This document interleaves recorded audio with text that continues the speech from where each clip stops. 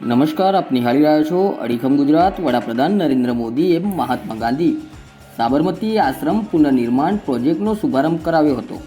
આજે દાંડી કૂચ દિવસ નિમિત્તે આશ્રમ ભૂમિવંદના કાર્યક્રમ યોજાયો હતો, જેમાં રાજ્યપાલ, મુખ્યમંત્રી સહિતના મહાનુભાવો ઉપસ્થિત રહ્યા હતા। વડાપ્રધાને સાબરમતી આશ્રમની મુલાકાત કરી હતી। તેમણે આશ્રમના પુનર્નિર્માણ પ્રોજેક્ટ વિશે રસપૂર્વક માહિતી મેળવી હતી।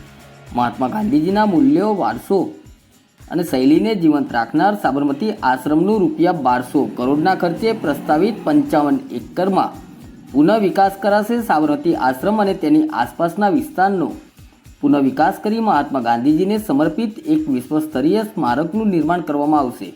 આ સ્મારક ભાવિ પેઢીઓ માટે પ્રેરણારૂપ બનશે અને ગાંધીજીના વિચારોની અસરકારકતા વધારશે।